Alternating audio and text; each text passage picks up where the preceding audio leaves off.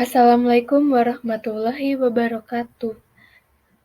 Halo semua, selamat datang para penyimak yang luar biasa. Mari kita bekerja sama, belajar keras, saling menghormati, dan mendukung dalam setiap tantangan. Dalam pertemuan kali ini, saya ingin membahas mengenai teks cerpen. Pertemuan pertama ini akan dibahas mengenai struktur dan kaidah teks cerpen.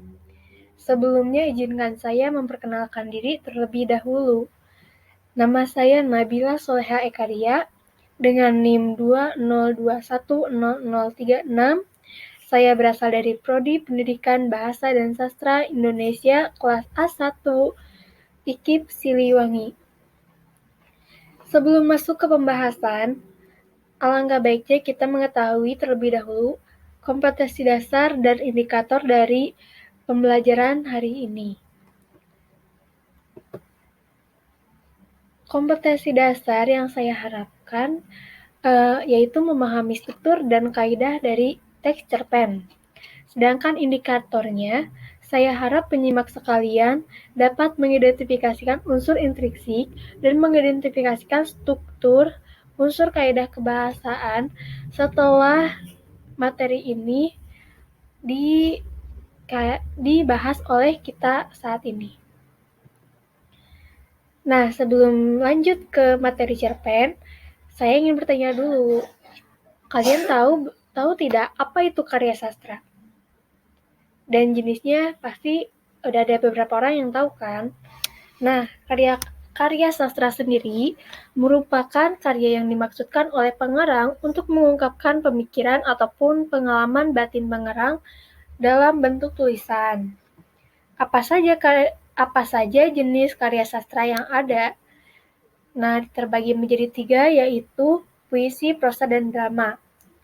Cerpen sendiri termasuk ke dalam jenis karya sastra prosa. Lalu, cerpen itu apa? Cerpen merupakan suatu karya sastra berbentuk prosa yang menceritakan satu peristiwa kejadian pada satu tokoh cerita dan hanya dibaca sekali duduk saja. Mungkin kalian sudah tahu atau pernah membaca cerpen dan novel. Jika kalian membandingkan antara dua jenis karya prosa itu, kalian akan melihat perbedaan yang sangat jauh. Novel biasanya menceritakan runtutan peristiwa yang digabung menjadi satu buku. Namun di cerpen, mereka hanya mengambil satu peristiwa saja. Misalnya, kalian mengambil cerita tentang pengalaman kalian ketika berlibur di masa pandemi atau sedang bersekolah online, apa saja kendalanya dan lain-lainnya. Ciri-ciri cerpen. Di sini ada 9 ciri-ciri, namun yang akan saya bacakan terlebih dahulu adalah 5 ini. Yang diantaranya terdiri dari bentuk tulisan singkat dan padat, sumber cerita berasal dari kehidupan sehari-hari, sekali duduk, tulisan kurang dari 10.000 kata, isi cerita mengalami konflik dan penyelesaian. Mengapa cerpen disebut sekali duduk? Ini berkaitan dengan ciri-ciri yang lain. Seperti tadi, bentuk tulisan cerita singkat dan padat. Kenapa singkat? Karena tulisannya kurang dari 10.000 kata. Malah biasanya, penulis cerpen itu menulis sekitar kisaran 1.000 sampai 1.500 kata dengan jumlah halaman 5 sampai 6 halaman. Sumber cerita yang mereka gunakan di dalam cerpen ini biasanya mengambil ide sehari-hari atau yang ada di lingkungan sekitar mereka. Tentunya untuk cerita sendiri pastinya ada konflik dan ada penyelesaian. Tidak mungkin ada konflik, tapi tidak ada penyelesaiannya. Semua konflik pasti ada penyelesaiannya. Begitu pula di dalam cerpen. Nah, selanjutnya kita akan membahas tentang ciri-ciri cerpen, yaitu ada pendokuan sederhana, singkat, dan tidak mendalam, hanya menceritakan satu kejadian, meninggalkan kesan mendalam, biasanya menggunakan sudut pandang terbatas. Mengapa penokohan di sini sangat singkat dan tidak mendalam? Jadi, di dalam cerpen itu kita akan langsung menyebutkan bahwa tokoh ini pintar, tokoh ini pandai, tokoh ini cantik, populer, dan lain-lainnya. Tidak seperti dalam novel, kita akan menggambarkannya dari bab 1 sampai bab 5, bab 6, bab 7. Tidak, di dalam cerpen kita akan langsung mengatakannya. Kalau gadis ini sangat pintar dan populer. Pria ini sangat jago berolahraga. Maka dari itu, dalam cerpen sendiri lebih banyak orang menggunakan teknik tell dibandingkan show. Sementara di dalam novel lebih banyak menggunakan teknik show dan bukan tell. Lalu di sini hanya menceritakan satu kejadian sama seperti satu kali duduk. Satu kejadian ini artinya dalam cerpen kita mengambil satu konflik saja, tidak berat dan tidak juga terlalu mudah. Jadi konflik yang ada di sini tuh dapat diselesaikan oleh si pembaca ini dan tidak lebih dari 10.000 kata tadi. Sedangkan kalau di novel biasanya ada konflik dan juga ada subkonflik. Lalu meninggalkan kesan mendalam. Nah, cerpen ini walaupun sedikit, maknanya tetap bisa diambil loh. Iya, jadi walaupun hanya 1.000 sampai 1.500 kata atau 10.000 kata, kita tetap dapat mengetahui makna yang terkandung di dalam cerpen itu apa. Lalu ada juga biasanya menggunakan sudut pandang terbatas. Sudut pandang ini akan dijelaskan lebih lanjut di materi selanjutnya. Nah, ini tentang unsur intrinsik cerpen. Unsur intrinsik cerpen itu apa sih? Unsur intrinsik adalah unsur-unsur yang membangun karya sastra itu secara langsung. Nah, di sini terbagi menjadi 7. Di antaranya ada tema, sudut pandang, tokoh, penokohan, setting, alur, dan amanat. Yang pertama kita bahas adalah tema. Tema itu apa sih? Saya yakin Anda sekalian sudah tahu apa itu tema. Karena di setiap teks-teks di dalam bahasa Indonesia, pasti akan ada pertanyaan, tema yang terkandung di dalam cerita di atas adalah.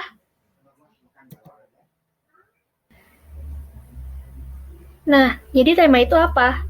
Tema adalah unsur utama yang ingin disampaikan oleh penulis. Jadi, seperti biasanya kan kalau di cerpen-cerpen itu ada tema sekolah, kehidupan, kearifan lokal, kasih sayang, dan lain sebagainya. Selanjutnya ada alur dan plot.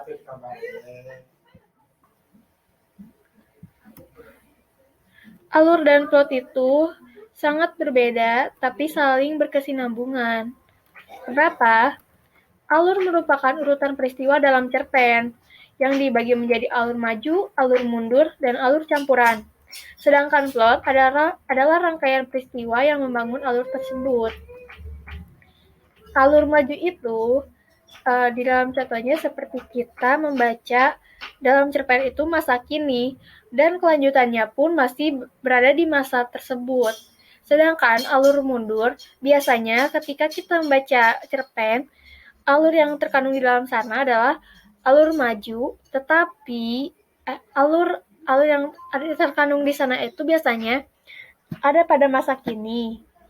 Tapi semakin ke belakang, semakin terlihat kalau alurnya itu mundur. Jadi dari awal misalnya hari Senin, tiba-tiba ceritanya tuh menceritakan pengalaman sebelum hari Senin itu. Lalu ada alur campuran. Alur campuran ini pergabungan antara alur maju dan alur mundur. Biasanya di awal cerita itu mereka menggunakan alur masa kini, dan di pertengahan menggunakan masa lampau dan di akhir masa kini lagi. Tapi bisa juga ditukar. Nah, kalau plot sendiri nanti ada di struktur cerpen. Latar atau setting. Latar atau setting ini menjelaskan mengenai tempat, waktu, dan suasana yang terjadi dalam cerpen tersebut.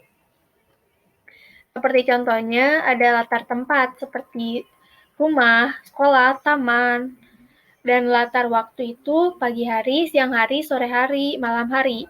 Tapi biasanya dalam cerpen mereka tidak akan langsung mengungkapkan kalau ini pagi hari, ini siang hari, ini sore hari.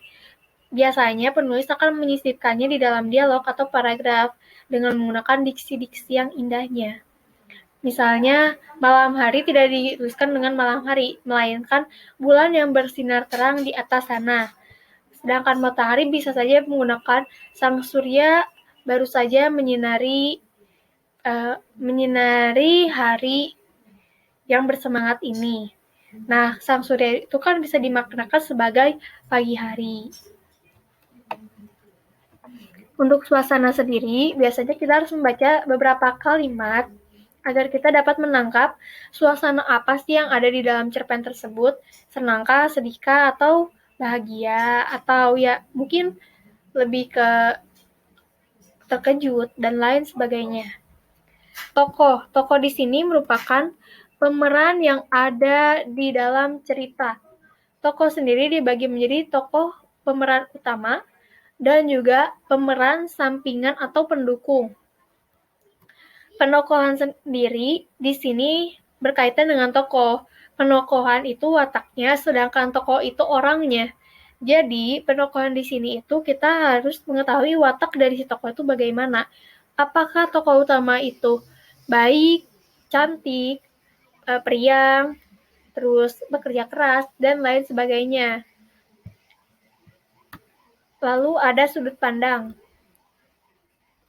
Sudut pandang di sini merupakan cara pandang pengarang saat menceritakan kisahnya atau menuliskan cerpen. Sudut pandang sendiri dibagi menjadi dua, yaitu sudut pandang orang pertama dan sudut pandang orang ketiga. Sudut pandang pertama itu biasanya ditulis dengan kata ganti aku atau saya, sedangkan sudut pandang ketiga itu biasanya ditulis dengan dia atau mereka. Saya akan memberikan contoh. Aku baru saja pulang dari pasar untuk membeli sebuah tas berwarna merah. Itu yang sudut pandang orang pertama. Sedangkan orang ketiga, gadis itu baru saja membeli sebuah tas merah setelah pulang dari pasar. Dia menggunakan tas tersebut hingga ke rumahnya. Ada kata dia dan gadis itu. Gadis itu pun menunjukkan pada kata ganti dia. Paham ya sampai di sini? Ada lalu yang terakhir di unsur intrinsik itu ada amanat. Amanat merupakan pesan moral yang ingin disampaikan oleh penulis. Jadi amanat yang terkandung di dalam unsur intrinsik si cerpen itu apa sih? Amanatnya amanat yang ada di dalam cerpen itu tentunya akan positif, tidak negatif. Mari kita lanjut ke materi struktur cerpen. Struktur cerpen di sini ada 6 bagian. Yang kita akan bahas pertama ini abstrak atau ringkasan inti cerita. Biasanya abstrak ini ada di depan atau di awal paragraf. Nah, untuk contohnya sendiri, seperti laki-laki itu sedang menunggu sebuah surat di depan rumahnya. Orientasi ini sebenarnya hampir sama seperti abstrak, tapi orientasi di sini lebih mengenalkan setting, tokoh, dan lain sebagainya. Jadi karena tadi kan sang laki-laki itu sedang menunggu surat. Nah, kalau di orientasi ini seperti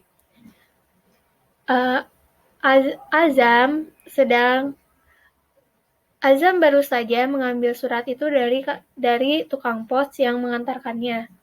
Dia membuka itu, walaupun sinar matahari masih berada di atas kepalanya, tapi dia tidak ingin menunda sedikit pun untuk membuka kertas tersebut. Nah, kita bisa mengambil kesimpulan bahwa tokoh yang ada di sana tuh, tokoh utamanya Azam, dan tokoh pendampingnya atau tokoh sampingannya adalah tukang pos. Settingnya, latar tempatnya ada di rumah, dan latar waktunya itu bisa pagi hari atau siang hari kan, karena matahari ada di atasnya. Latar suasananya mungkin terkejut. Kita lanjutkan. Ada evaluasi, yaitu pencerahan konflik setelah klimaks. Ada resolusi, solusi dari berbagai konflik, dan ada koda. Evaluasi di sini berkaitan dengan komplikasi. Nah, jadi kalau misalnya komplikasi tadi itu kan karena berhubungan dengan surat. Misal si surat ini tuh isinya surat tagihan. Nah, Azam ini bingung dengan surat tagihan itu harus dibayarnya bagaimana. Di sini pemecahan konfliknya, Azam bisa saja bekerja. Nah, di resolusinya, Azam berhasil mengumpulkan uang dari pekerjaannya. Sedangkan koda kan di sini nilai-nilai yang terkandung. Nah, di sini dapat diambil kesimpulan kalau Azam itu pekerja keras, dan kita bisa mengambil kesimpulan pula bahwa kita harus berani dan kita tidak boleh mudah menyerah agar masalah yang kita hadapi cepat selesai. Selanjutnya ini materi yang terakhir, yaitu tentang unsur ekstrinsik. Unsur ekstrinsik ini adalah unsur yang membangun cerita tapi di luar dari cerita tersebut. Apa saja sih? Biografi pengarang, nilai sosial, nilai moral, dan nilai budaya. Nilai sosial, nilai moral, dan nilai budaya itu lebih berkaitan dengan bagaimana pemikiran si penulis. Sedangkan biografi pengarang itu lebih berkaitan dengan bagaimana si pengarang itu kehidupannya bagaimana, kehidupan sosialnya, dan lain-lainnya. Karena biasanya pengarang cerita itu menuliskan cerita yang pernah dialaminya atau yang dia ketahui sesuai yang dia pelajari dan lain-lainnya. Biasanya, menurut riset pun, anak remaja biasanya akan menulis cerita kisah percintaan di sekolah. Mereka tidak mungkin menulis cerita tentang pekerjaan dan lain-lain karena mereka belum memasuki wilayah kerja dan tidak paham tentang kerja itu bagaimana. Namun, untuk orang dewasa, mereka lebih fleksibel dalam mengambil tema, bisa tentang pekerjaan dan lain-lain, karena mereka pun sudah bisa melakukan riset, atau malah sudah mengalaminya. Ya, jadi begitulah materi pertemuan pertama yang sudah kita bahas hari ini. Untuk latihannya sendiri, kalian bisa membuat karangan pribadi dengan tema bebas. Saya harap Anda sekalian bisa memahami materi yang saya bawakan, yaitu tentang teks cerpen. Teks cerpen ini termasuk ke dalam keterampilan menulis ya. Terima kasih sudah menyimak. Wassalamualaikum warahmatullahi wabarakatuh.